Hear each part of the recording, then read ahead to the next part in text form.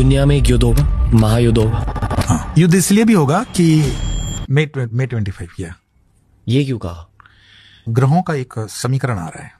এবার আমার প্রেডিকশন শুনে নাও ভাই, দুটা দেশের খুব খারাপ পরিবেশে মাছ হতে যাবে কয়েকদিনের মধ্যে। একটা পাকিস্তানের এখনো গুয়া মারতেই আছে, আর একটা সাইডের একটা কুত্তা বড় বড় ভুগতিছে ভাই। এরা এটা সবসময় ভাবে, এটা সবসময় জানে যে নিজেরা তো কোনো বাল ছিটতে পারবে না, এদের নিতে লাগবে অন্য দেশের সাপোর্ট। এবার অন্য দেশের চাইনিজ মালের সাপোর্ট নিয়ে এরা আসে ইন্ডিয়াকে আক্রমণ করতে। আর এদের একবারও মাথায় এইটা কি করে যে নেয় ইন্ডিয়াকে এরা দুই দিক থেকে কবজা করবে। ভাই কি করে এগুলো চিন্তা ভাবনা আসে মাথায়, কি করে এগুলো ভাবনা আসে, এটাই আমি ভাবে ভাই। কাশ্মীর কার আন্ডারে পড়ে, কাশ্মীর লোকের কারকে সাপোর্ট করে ভাই, কিচ্ছু দেখার দরকার নাই। কাশ্মীরে মারা গেছে আমাদের হিন্দুস্তানের লোক, এটাই হচ্ছে সব থেকে বড় কথা। আর কাশ্মীরে মারা গেছে আমাদের হিন্দু লোক, এটাই সব থেকে বড় কথা। আর কাশ্মীরে ধর্ম দেখে মারা হয়েছে।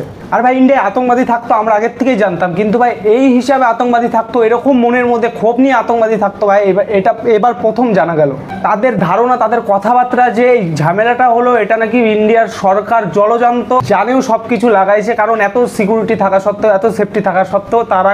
আর মানে এমন ইন্ডিয়ার আতঙ্কবাদীর কাছ থেকে এমন কথা শুনেছি, তারা নাকি ধর্মের বিপরীতে ভোট নেওয়ার জন্য বিজেপি সরকার ধর্মের খাতিরে এরা যুদ্ধটা লাগিয়েছে। কারণ ধর্মের নিয়ে কথা যখন হবে, হিন্দুকে যখন মারা যাবে তখন তারা হিন্দুর হয়ে মুসলিমদের অ্যাটাক করতে যাবে, সেই হিসাবে ভারতে ভোট বেশি পাবে।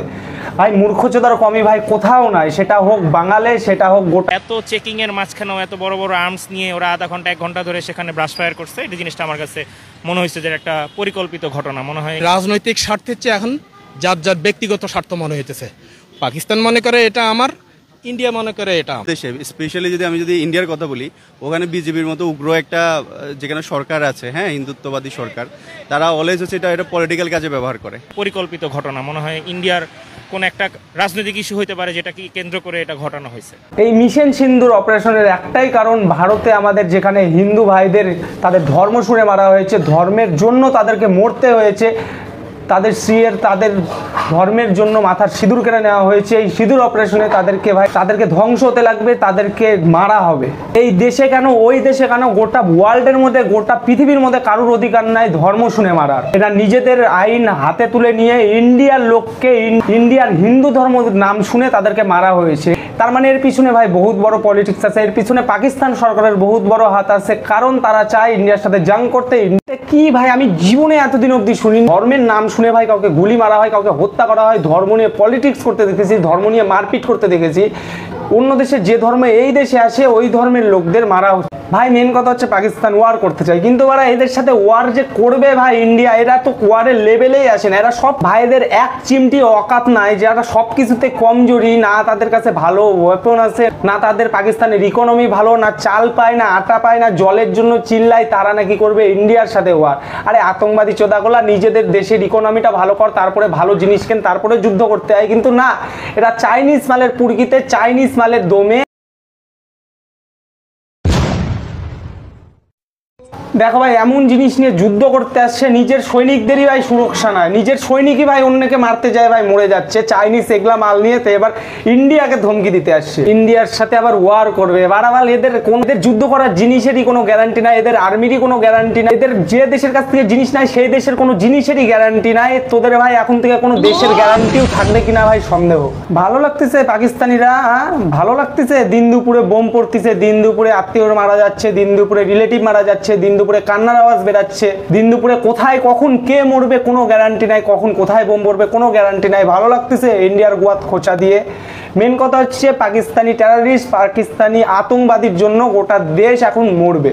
ভাই এখন একটা জিনিসই পাকিস্তানের করা উচিত, তাদের নিজের আতঙ্কবাদীদের যাদের পাঠাইছিল ইন্ডিয়ার বিপরীতে এগুলা করার জন্য, তাদেরকে তারাই নিজে মারতে লাগবে, তাহলেই বাঁচবে। তাও বাঁচবে কিনা ভাই সেটা জানা নাই। পাকিস্তান ভারতে ভাই ড্রোন দিয়ে অ্যাটাক করার চেষ্টা করেছিল, প্লেনদের অ্যাটাক করার চেষ্টা করেছিল, সেগুলো সব কিছুতেই ধ্বংস করে তারপরে যখন ভারতের পালা আসছে, ভারত ভাই পাকিস্তানের এগুলো জায়গাতে ভাই অ্যাটাক করেছে। আর এখানে কোনো সাধারণ মানুষকে অ্যাটাক করার কোনো কারণই হয়নি, এখানে সাধারণ মানুষকে অ্যাটাকও করেনি, এখানে যেগুলো আতঙ্কবাদী ক্যাম্প, টেররিস্ট ক্যাম্প আছে সেগুলোকেই অ্যাটাক করা হয়েছে।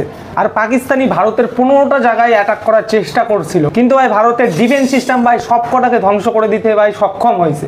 ভাই এরা যে যুদ্ধ করতে আসবে ভাই, এরা লজিক্যালি যুদ্ধতেও পারবে না ভাই, জিনিসপত্র দিয়েও ভাই যুদ্ধ দিতে পারবে না ভাই। বাংলাদেশ পাকিস্তান মিলে ভাই টোটাল এয়ারক্রাফট আছে 1613টা, আর শুধুমাত্র ইন্ডিয়ার একার কাছে আসে 2229টা। অ্যাটাকিং এয়ারক্রাফট আছে পাকিস্তানের কাছে 90টা, ইন্ডিয়ার কাছে 130টা। বাংলাদেশের এখনো দেখেইনি অ্যাটাকিং এয়ারক্রাফট, কি জন্মই হয়নি তো।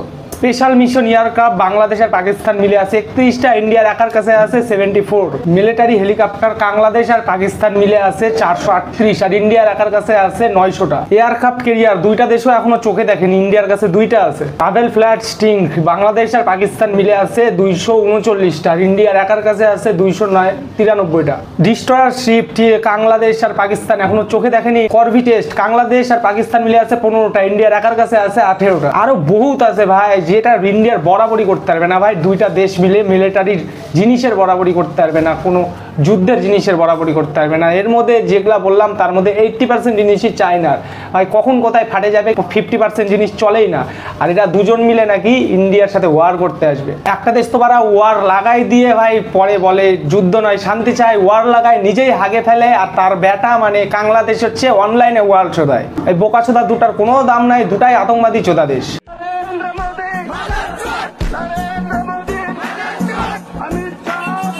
বারা আমাদের দেশের, আমাদের ধর্মের, হিন্দু ধর্মের মেয়েদের কাছ থেকে তাদের স্বামীর নিজের চোখের সামনে মারে ফেলছি। এবার তোদের সিন্দুর ওয়ারে ভাই, তোদের ওখানে মেয়েরাই যায় তোদের ডিফেন্স শেষ করে দিতে পারবে, তোদের দেশ শেষ করে দেওয়ার মতো দম রাখে আমাদের ইন্ডিয়ার মেয়েদের। क्या कहा था उस देशद्रोही ने कि तुम एक अफजल को मारोगे, हर घर से अफजल निकलेगा। तो मैं भारत की बेटी अपनी भारतीय सेना की तरफ से आज ये ऐलान करती हूँ कि उस घर में घुसकर मारेंगे जिस घर से अफजल निकलेगा। वो कोख नहीं पलने देंगे जिस कोख से अफजल निकलेगा। उठो देश के वीर जवानों, तुम सिंह बनकर दहाड़ दो और एक तिरंगा झंडा उस कन्हैया के सीने में गाड़ दो।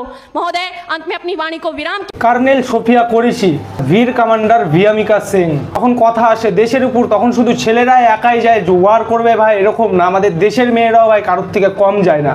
এরকম হিজড়াচোদা দেশকে মারার জন্য ভাই আমাদের এখানকার দুটা মেয়েই কাপি। ইন্ডিয়ার মধ্যে আমরা যত ট্যাক্স দেই, যত কিছু দেই, অনেকের অনেক কিছুতেই ভাই ট্যাক্স নিয়ে প্রবলেম হয়। এত টাকা ট্যাক্স, এত টাকা সরকার খাচ্ছে না ভাই। এটা ভাই আমাদের যখন আমাদের বিপদে দরকার পড়বে ভাই, তখন এই টাকাগুলো ইউজ করা হবে। এখন ইউজ করা হচ্ছে। আমাদের বর্ডারের সাইডে কোটি কোটি টাকা, হাজারো কোটি টাকার জিনিস এখন দরকারে আছে। আর বর্ডারের সাইডে S-400 লাগাই দেওয়া হয়েছে। আকাশে যতই পাকিস্তানি, যতই লড়াকু বিমান নিয়ে আসুক, যতই কিছু নিয়ে আসুক, সেটাকে এক নিমিষে খতম করে দেওয়ার মতো দম রাখে S-400। তারপরেও ভাই এরা সাহস করে এদের অ্যাটাকিং সব থেকে ভালো এয়ারক্রাফট যে F-17 আর F-16 ভাই ইন্ডিয়াতে অ্যাটাক করার জন্য পাঠাইছিল, সেই দুইটা সিস্টেমকেই ভাই খতম করে দিচ্ছে, শেষ করছে। তো ভাই ভিডিওটা আজকের মতো এত অবধি ভাই। লাইক সাবস্ক্রাইব কিচ্ছু করতে পারবো না। ভিডিওটা যদি ভালো লাগে, ইনফরমেটিভ মনে হয়, যদি কিছু ভালো বলে থাকি, ভালো কথা বলি, তাহলে ভাই ভিডিওটা প্লিজ একটু শেয়ার করে দিও, আর কমেন্টে নিজের অপিনিয়নটা অবশ্যই জানিয়ে দিও। আর ভাই দেখা হচ্ছে আবারও ভাই। এখন দেশের যে অবস্থা ভাই, সবাই খুবই সাবধানে থাকবেন, ভালো থাকবেন, ইন্ডিয়াকে অলওয়েজ সাপোর্ট করতে থাকবেন। আর এই মাদারচোদ দুটা দেশের মা চোদার জন্য ভাই রেডি থাকবেন ভাই। জান দিয়ে হলেও সবাই ইন্ডিয়ার সাথে আছি, ইন্ডিয়া আর্মির সাথে আছি। ইন্ডিয়া আর্মির জন্য সবার গর্ব হয়। দেখা হচ্ছে ভাই নেক্সট ভিডিওতে। ততক্ষণের জন্য ভালো থাকবেন সবাই।